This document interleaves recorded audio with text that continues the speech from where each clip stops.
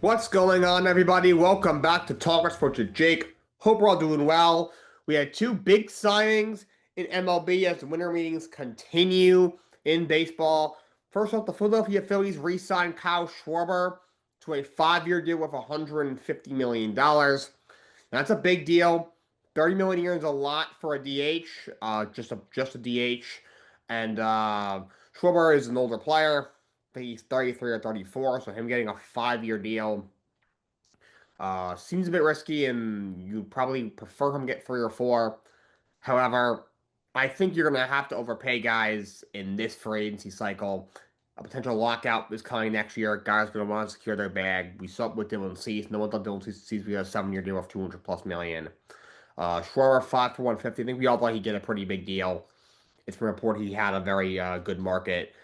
He hit 56 home runs last year, was an MVP finalist. He's good for 45, 50 home runs every single season. You know what you're getting out of him. You're just going to get a guy who's, can't play him in that position, and he'll strike out a lot, but he will also draw some walks, and will hit a ton of home runs and drive in a lot of runs. And is a good guy, a lot of playoff experience. So, that's very valuable in today's league. So, and the Phillies to keep him, that's the team that is worth overpaying for. And there's no salary cap, so who really cares? You have the money to spend, with the Philadelphia Phillies. Dave Dombrowski never wants to give up, even with an aging core, so he brings back Kyle Schwarber. I think this is something that the Phillies need to do because certainly with him in the lineup in that playoff series against the Dodgers, they didn't score a lot of runs. Without him, they'd be in some deep trouble. So he goes back to the Philadelphia Phillies. And the Los Angeles Dodgers make yet another splash. They signed former Mets closer, the reigning National League reliever of the year from last season, Edwin Diaz, to a 3-year, $69 million deal. I do not understand what the Mets are trying to do. I don't get it. I see all these rumors are interested in this guy and that guy. I see them signing all these minor league dudes, all these meaningless signings, and now you let Edwin Diaz go. I don't get it. You signed Devin Williams 3 years for $53 million. Devin Williams, yes, he has a great track record of being an elite late inning reliever with Milwaukee. Prior to last year, had a terrible year with the Yankees last year. This is a guy who's coming off the worst year of his career, has never pitched for the Mets, obviously. You signed him for $16 million less on the same terms, years that Edwin Diaz got. And you let Diaz walk for $16 million more in total value. That's not a lot of money in the grand scheme of things. I don't understand. So they basically just downgraded him in ninth innings. They made an already bad bullpen, an already bad baseball team worse. That makes no sense to me. Look, Devin Williams could bounce back. Every reliever has that 1 year where they're just off. They're just off. Diaz had with the Mets in 2019. Devin had his last year. Chapman has his last year with the Yankees. Craig Kimbrell had that 1 year with when he got traded to the White Sox, and then he bounced back and was still the dominant Hall of Fame closer he was the year afterwards, pitching for wherever he ended up signing. It happens, but still, and then you're bouncing on a bounce back from a guy who also has a track record of being a terrible postseason pitcher. The Mets know that firsthand when Pete Alonso hit the home run off of him in the 2024 National League Wild Card round to send the Mets to the next round against the Milwaukee Brewers off of Devin Williams. And like Edwin Diaz, who has been maybe the league's best reliever over the last couple of years, go to the Los Angeles Dodgers, a team that the last time you were in the playoffs beat you in the National League Championship Series and just won a World Series in back-to-back years. And they offered him 3 years, $66 million with some light deferrals. So maybe he just didn't want to be there. Now it's only $3 million, only $1 million more a year, plus the Mets deferred some of the money. Maybe he just wanted to leave. Or maybe he's like, it's basically the same contract, but the Mets have not been a good team for the majority of my tenure here, and the Dodgers have won back-to-back World Series. In that case, maybe it was almost a no-brainer. It's the best thing for his career. You think he is 32 years old? This brings him to he's 35. He can win at least 1 or 2 rings, and maybe go out there and get another contract in a few years. But I would like to see them at least try to beat the Dodgers offer. Offer him 3 for 70-something million. And if he still says, you know what, I just want to go with Dodgers, fine. Nothing you can do. He wanted to be a Dodger. He wanted to leave. Can't even blame him. Is what it is. But you got outbid. Look, the Dodgers are the Dodgers. They will always be the Dodgers. They can outbid anybody. But the Mets have the richest owner in the sport. Use that to your advantage. Now I'm hearing, Pete Alonso, no one wants to give him a long-term deal, including the Mets. He's meeting with Boston and Baltimore. And, I'm not hearing my name pop up as much as I would like it to with Kyle Tucker or Cody Bellinger. I don't hear them calling about, an ace like a Freddie Peralta or a Tariq Skubal. I do hear their name involved with Framber Valdez, though. I don't have confidence in this guy, David Stearns. I have zero confidence in him. If he doesn't re-sign Pete Alonso and does what he needs to do to get this thing back on track, send him into the sun because he's going to get fired next year. That's just what's going to happen. Chargers up to the Philadelphia Eagles on Monday Night Football, 22-19. A huge win for the Los Angeles Chargers. They get to 9-4 on the season. As they honestly keep pace in the AFC West. They are not as good of a football team with all their injuries as the Denver Broncos, but they're right behind them in the AFC West all of a sudden. And they give themselves a slightly firmer grasp of a wild card spot. Eagles, though, continue to struggle. They lose 3 in a row, up to 8-5. Thankfully, Dallas lost to the Detroit on Thursday Night Football, so they're still going to definitely be favored to win the NFC East. Probably still will, but this team is really struggling. The offense is really bad. Lost 3 in a row. You blew it 21-0 to Dallas. Then you get your ass beat by the Chicago Bears on Black Friday at home. And now you lose to a depleted Chargers team. It's looking really bad for the Philadelphia Eagles. Jalen Hurts was really bad, just 21-40, had 4 picks and a lost fumble. Really bad loss for the Philadelphia Eagles. Hurts picked off. Intercepted, and now the ball's out, and Hurts ends up with the ball in his hands. He fumbles. Chargers ball. The games are on ABC, ESPN, and the ESPN app. Barkley, first down, goodbye. Eagles on top, no flags. He'd sure make life a lot easier on himself. Hurts down the middle and tipped and picked. Intercepted by Cam Hart off the hands of A.J. Brown. And another turnover. They play it straight and they tie the game. 3 for 3 on the night. 1 timeout left for the Chargers. Extra men on the rush. End zone. Incomplete for A.J. Brown. He's got it. And he has got it. He's got another. Executed. Hurts keeps, throws, batted up and picked off. Intercepted. And the Chargers win the ball game. This is a crazy game at the end. Jalen Hurts really struggling. We have one of the craziest plays I've ever seen. Hurts throws a pick in that second quarter, and the Chargers player fumbles. Hurts picks it up, and then he fumbles, and the Chargers recover it. A triple turnover play. I've never seen the quarterback turn over twice on one play. But then Saquon, a little later in the game, that was actually a rare good play call by the Philadelphia Eagles. Short yard situation, he takes the pitch 52 yards for a touchdown. Up by a field goal, fourth quarter. Hurts gets picked off again. Just on the way we're looking at, you never throw to the middle of the field like that. It gets picked off. And then Chargers kick a field goal, 7.5 to go to tie it. 2.5 minutes left. Hurts throws a beautiful ball to A.J. Brown, who drops it. A.J. Brown, by the way, I want to hear with this guy. He's a great receiver, one of the league's best. And I know Jalen Hurts is not he's not an elite quarterback by any means. But Hurts put it right in his breadbasket and he drops it in the end zone. We're going to go ahead touchdown with 2 minutes and 23 seconds left in the game. Instead, they settle for a 44-yard field goal with 2:16 to go. But Cameron Dicker, a 46-yarder, gets it in the final 10 seconds. Chargers tie the game. They would get a field goal from 54 yards out in overtime. That guy, Cameron Dicker, he is some kicker. He's got a hell of a leg. And then Eagles are driving, they're in the red zone, and Hurts, under pressure, just rushes to throw. It gets tipped into an interception from Tony Jefferson. It's been a great pickup for the Chargers coming out of retirement. A horrible game for Jalen Hurts, one of the worst of his career. Completed just over 50% of his passes. Had 4 interceptions and 5 total turnovers. We gotta start having a conversation about this guy. Is there a worse quarterback to make multiple Super Bowl appearances and have a Super Bowl ring? I don't know. I don't know if there is. He's just not that good.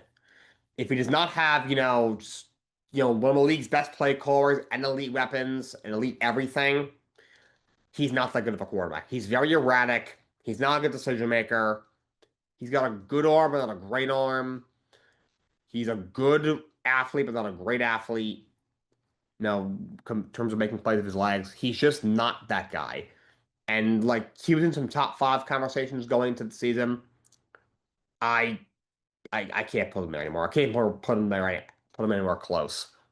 There's a lot of quarterbacks you can put in that Philadelphia Eagles offense that I think would run it a lot more efficiently than he has. And I get the play calling has not been good with Kevin Patullo as the offensive coordinator. However, I think Nick Sirianni deserves a lot of blame. Like whenever he does not have an elite play caller, the offense and the team just completely falls apart. And that's gonna come down on him.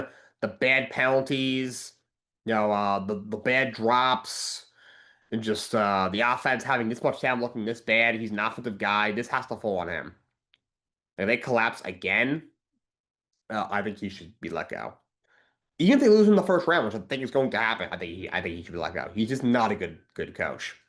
Like he just not. He just has an elite team. When he's able to hire well, think good things happen because of the talent that Howard Roseman was put on the field for him. But when he doesn't, he just he can't make anything happen. The team just absolutely crumbles. It just crumbles to the ground. But moving on, Heisman finalists were named for college football this year. The 4 finalists are Notre Dame running back Jeremiah Love. He's had a big year, over 1,300 rushing yards, 18 touchdowns, almost 7 yards a carry. Also had 27 catches for 280 yards and 3 touchdowns. So in total, he's got over 1,600 total yards and 21 total touchdowns, almost 7 yards a carry on the ground. 3 quarterbacks. One of course, being Indiana's quarterback, Fernando Mendoza. He threw for 2,980 yards, 33 touchdowns. They had 6 picks. He completed over 71% of his passes. Also ran for 6 touchdowns. He ended up in total for around 3,200 yards total, 39 touchdowns, I think 6 picks. Diego Paglia from Vanderbilt, who quietly had an outstanding season. Not only did he have over 3,100 passing yards, 27 touchdowns, 8 picks, completed 71% of his passes. He also ran for 826 yards and 9 touchdowns. So in total, he had around 4,000 total yards, 36 total touchdowns against only 8 interceptions. And Julian Sain at Ohio State, who for over 3,300 yards, 31 touchdowns against 6 interceptions. He completed 78% of his passes. Call me crazy. I would give the Heisman, honestly, to Jeremiah Love. I think it's going to go to Fernando Mendoza, and I'm not saying he's not deserving. I think he is slightly deserving. But none of the quarterbacks, like, I think they're all good in their own right. Mendoza, I think, is a very good quarterback. I think he's one of the best college quarterbacks out there. I think he could be a very good NFL quarterback. Sain had a great year at Ohio State. Next year, he could be an option to be a high draft pick. Even Diego Pavia had an underrated year. And if he comes out this year or next year, whenever he comes out, he could be a guy who could do some damage in the NFL. But I just think none of them had truly Heisman years. I think Jeremiah Love did. I think he was the main reason why Notre Dame was 10-2 and on the brink of the playoff. You make the argument that they should have made the playoff. And I think he should be the team captain. I was probably going to go to Fernando Mendoza. So we got some basketball to talk about. Before that, so we had some news that broke in the NFL, started last night, and it was finalized today, a little bit earlier today. The Indianapolis Colts, who of course have a lot of quarterback issues, ton of injuries. Fortunately, Daniel Jones, who's had a career year for them, is out for the year for torn Achilles. Their backup, Riley Leonard, who replaced him last week against Jacksonville, has a knee injury. He might not play this week. Anthony Richardson, who sucks anyway, is still on the injury reserve with a shoulder injury. So they may not have a quarterback this week. So they have signed Philip Rivers to their practice squad. Yes, that Philip Rivers. The, potential future Hall of Famer retired Philip Rivers. Philip Rivers is 44 years old.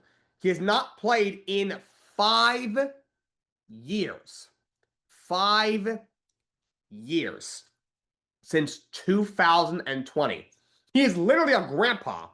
He's young to be a grandpa. He's 44, but he's got like 13 kids. So that was bound to kind of work out like that. A literal grandpa is now playing for the Indianapolis Colts and might start against Seattle, who's one of the best teams in football with one of the best defenses in football this week. That's crazy.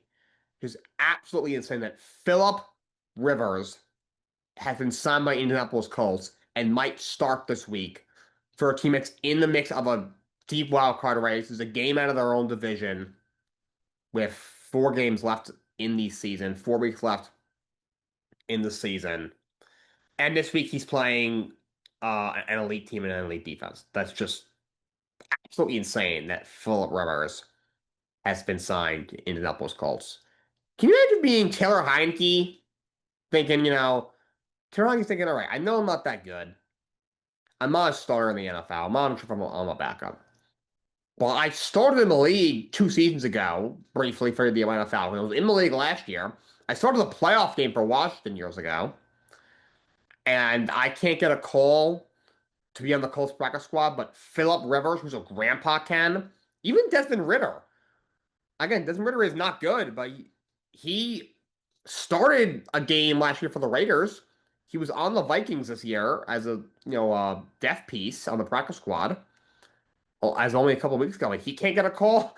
Those guys, if you're gonna be up by a grandpa and you're 20-something-year-old quarterback, just fill out the LinkedIn page. The quarterback is just not for you. NFL isn't for you.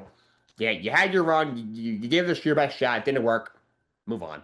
Fill out the LinkedIn and get going, especially in this economy. Moving on, let's talk some basketball. So a lot to talk about is Giannis going to get traded. I'm hearing it's probably only a matter of time.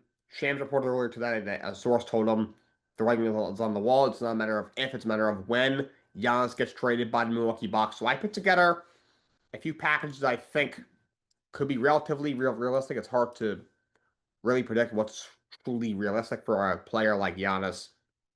But I worked with this little NBA trade machine, and I did my best. So let's start with the one that's the most unlikely. Giannis to the Los Angeles Lakers. This would require the Lakers to move off of LeBron James. I would have Giannis going to the Lakers. Giannis has $54.1 million. That's his annual salary. So whatever it is the rest of this year, he's under contract next year, and he has a player option the following year after that. LeBron, his expiring $52.6 million salary goes to the Bucks. Austin Reeves also in that deal. They would get 2 first-round picks. We won in 2026, won in 2030. I don't think the Bucks would do this. In fact, I don't think Arkansas would do it. I don't think the Bucks would do it because, let's be honest, I don't care what you think about LeBron. You know how much I think the guy is ridiculously overrated. Just another joke. But LeBron is 40 years old, pending free agent. Not sure why they would want him. Reeves is an enticing piece. He's been blowing out this year. A really good young player who can do it all.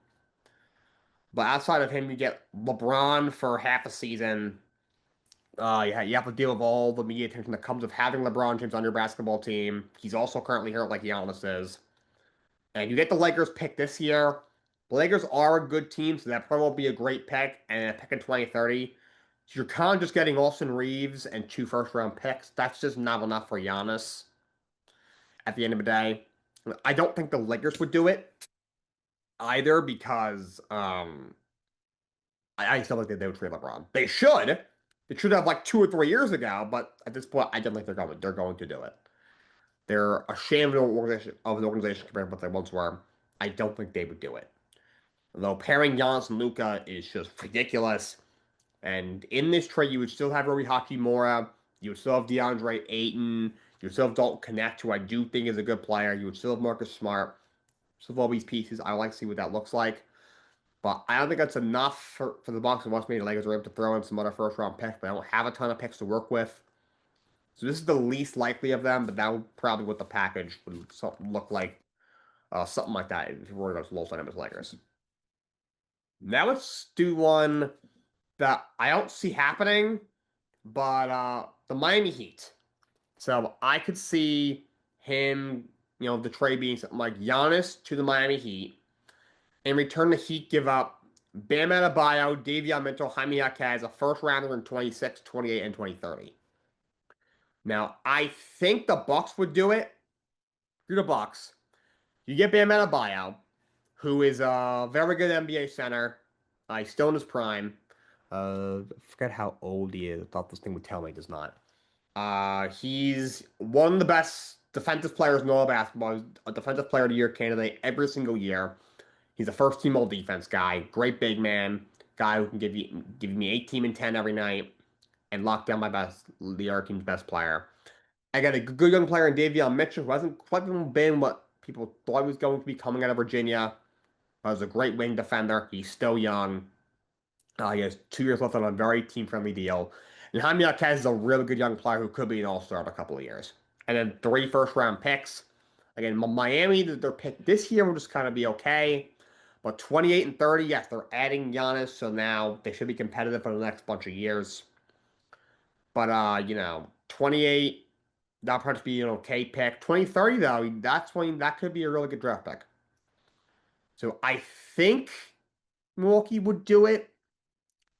I think it's less likely than some other teams offers that they'll get. But I think they would do it. I don't know if Miami would do it. Yes, you bring in Giannis. You still have Tyler Hero. You still have a couple of other young pieces. You still have Khalil Ware. You still have Norman Powell. I think this is a Miami team that, right now, I think it's a very good team. I expect them to make the playoffs. They're playing some good basketball. I think you put Giannis with Eric Spoelstra. You still have a couple of other pieces. However, now you get rid of all your draft picks.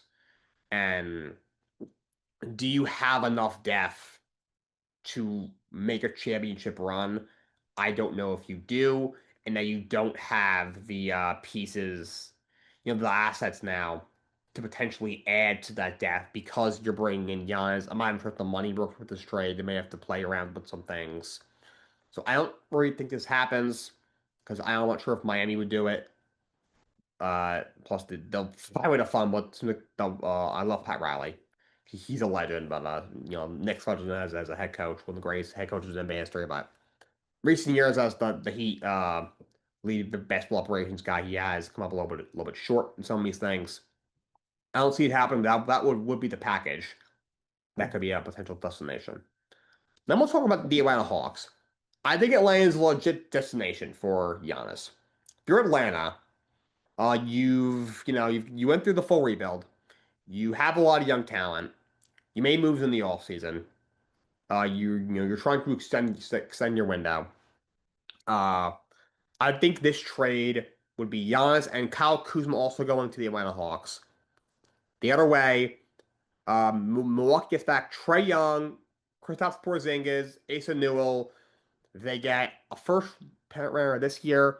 The Pelicans do have swap rights with you.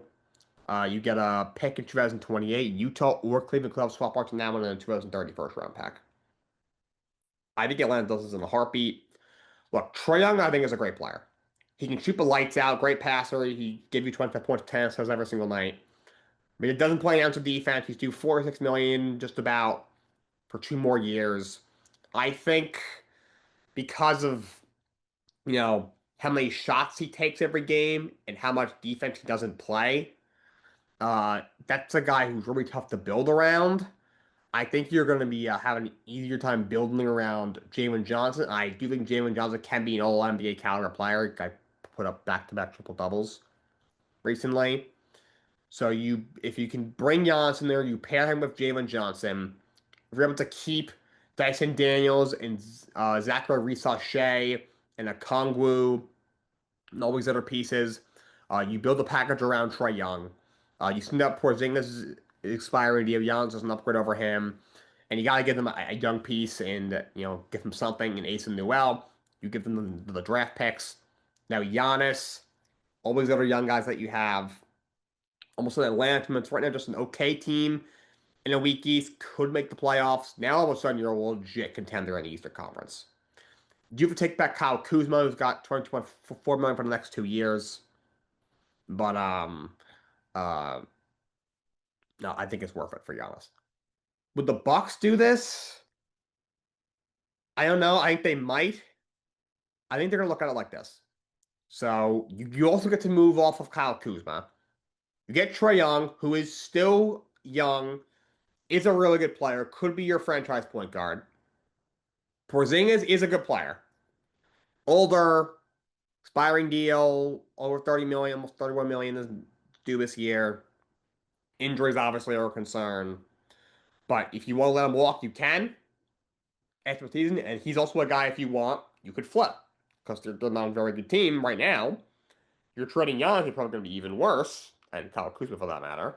Granted, he's not a great player. You could flip him maybe for another draft pick or something like that. And then Ace New is a kid who was recently drafted, who could be a very good player. Obviously, is cheap right now. And you get 3 first-round picks. This year, Atlanta's pick won't be great. Again, if you're getting Giannis, they're going to be competitive for a few years. So the 28 pick may not be great, but the 2030 pick could be a very good pick. I know Pelicans have swap rights with you this year.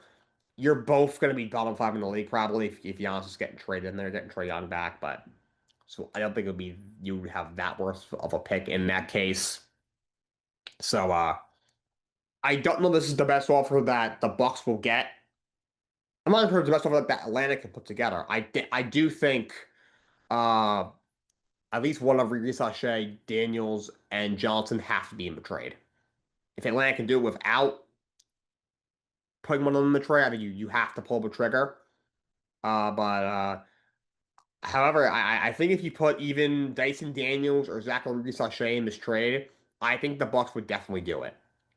Get back 2 really good young players. You get back a potential, you get back another All-Star and Trae Young. Now you have 2 years to decide. We build around him, or do we trade him for a bunch of more draft picks? You can do whatever you want with Porzingis. You could run it out with him. You can eventually buy him out. You could let him walk. You can trade him for more draft picks because he's an expiring salary, and you get back 3 first-round draft picks.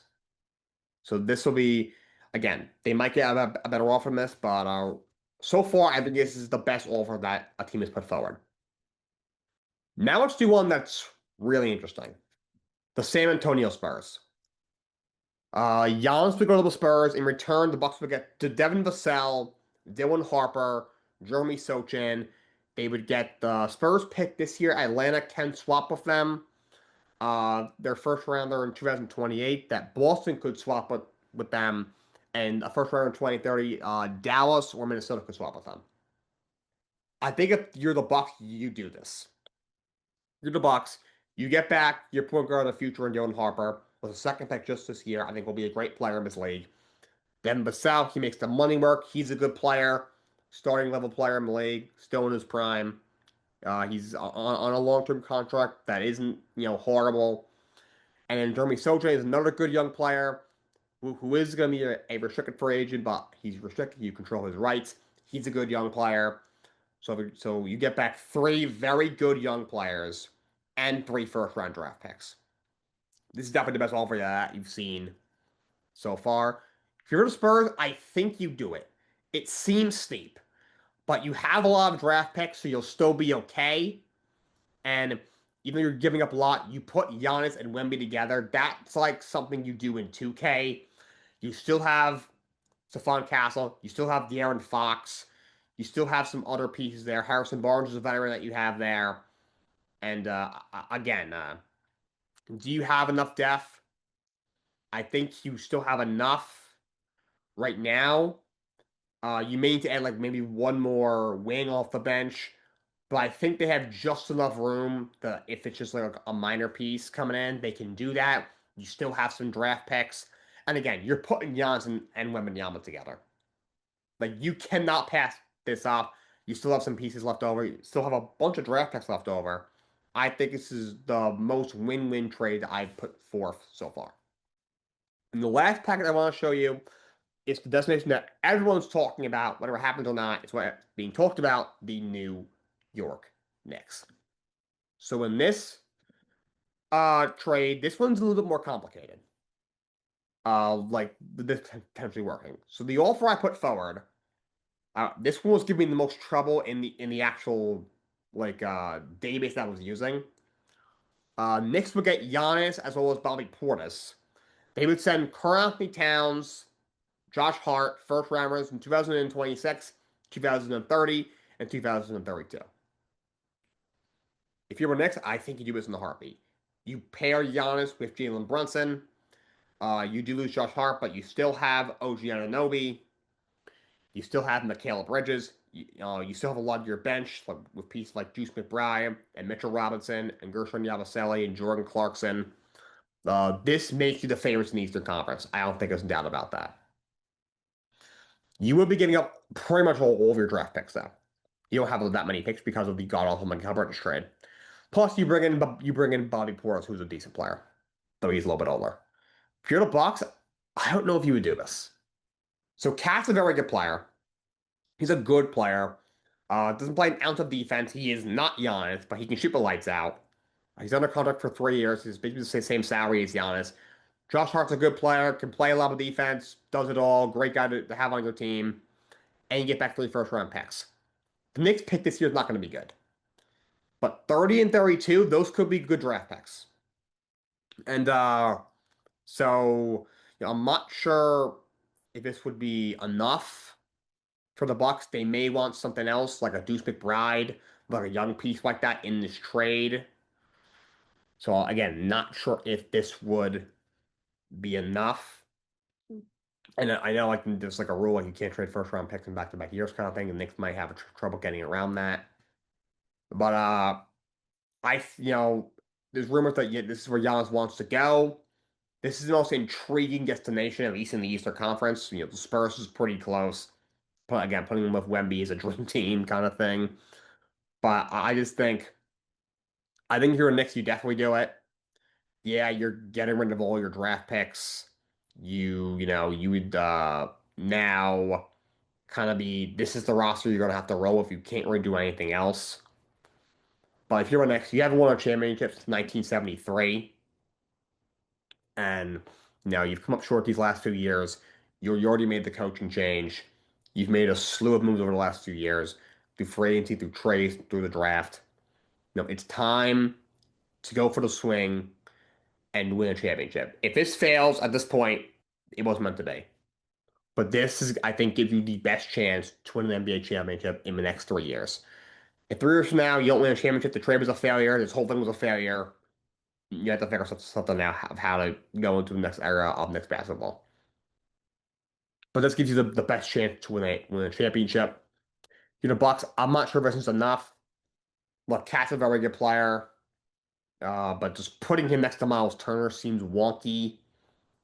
You could play Cat at the 4, but both guys can shoot the lights out and score a lot, but both don't play a lot of defense. And Josh Hart's a nice piece that you could add. You get back 3 first rounders, but only 2 of them may only be good first rounders. So again, not sure if it's working. I'm not sure if they want OG instead, or if they want both, they want more picks. But this is the most intriguing offer, across the NBA. Is it the best offer they'll get? I don't know. Like the Spurs offer, you could argue tops it. But this is the most intriguing potential destination for Giannis because of what it would mean for the rest of the league and just, how things could work out in that sense. Monday Night Raw, from this past Monday, the Raw was just kind of okay. Sort of started out with a Gunther promo, and he cut a promo about John Cena leading up to Cena's last match this coming Saturday, saying he's going to make Cena tap out, which I hope doesn't happen, but I'm pretty sure it's going to happen. And what the sad thing is we got all these, potential, weird fans like, oh, The Rock's going to come out and say, your soul belongs to me, you can't retire yet. Maybe at least we're an impromptu match with him, or people still dreaming about Edge showing up. Like, it's not going to happen. Cena will come out and say something. Gunther will come out. They'll have their match. Gunther will win. Cena will have a very, very emotional speech. Some people will come out and give him hugs, whether it's Triple H and some other guys. And then he'll wave goodbye to the fans, and that'll be it. And we'll still have to watch the rest of the show. There's three other matches on the card. And we're all going to be crying and not care about any of the other matches. And the other match, I think, will be very good. You have Soroka against Bayley should be a good match. The tag title match should be really good. And Obafemi and Cody Rhodes should absolutely slap. No one care because I'll be crying over John Cena. But that happened. They had Io Sky defeat Kairi Sane. One-on-one match. That was a very good match. Of course, Rhea Ripley and Asuka got into it on the outside. That was a very good match. Then Rey Mysterio came out. Well, first, Logan Paul was backstage with Paul Heyman saying, because Rey slapped him in the face last week, saying, I wasn't taken care of tonight. Heyman gave him the brass knuckles, and Heyman saying, I really like this guy. Rey went out to the ring and challenged him. Logan Paul kicked, well, the Mystery Man came out and super kicked Rey, and then Logan Paul hit him with the brass knuckles, and then LA Knight came out and challenged Logan Paul to one match. We had a World Championship match. It was AJ Styles and Dragon Lee against the War Raiders. That was a great match. Styles and Dragon Lee retain. And then we had a couple guys come out. The New Day was sitting there ringside with Bryson Waller. And then the Usos came out. So it looks like, and then the Usos and then the New Day got into it. It looks like we might be getting the Usos against the Styles and Dragon Lee at some point very soon. Then Stephanie Vaquer was doing an interview. Then Nikki Bella interrupts. Then Raquel Rodriguez attacks her, and she confronted Stephanie Vaquer. You could tell Liv Morgan was a little bit off guard in the Judgment Day clubhouse that Raquel didn't run it by her. Well, it looks like Vaquer and Raquel will get a world title match. The end game's going to be Vaquer and Liv Morgan. It was most likely Liv Morgan taking the title. And Roxanne Perez had a match against Lara Valkyria. Roxanne wins the match. That was overall a very solid match. Then we had Logan Paul against LA Knight in the main event. Logan Paul picks up the win with some shenanigans from the division, and the Mystery Man again. And then LA Knight got brutalized after the match. He took a tsunami. Russell Reed in the ring, and then took one on top of a car in the freaking parking lot. And then Braun Breaker cut another promo on CM Punk, saying he wants the real CM Punk. He even tried to take his wife, which is crazy considering his wife is AJ Lee. So it's kind of an okay Raw. We'll see what SmackDown brings. Of course, we got Saturday night's main event and John Cena's final match this Saturday. That's all I got for you guys today. Until next time, so long. Have a great day.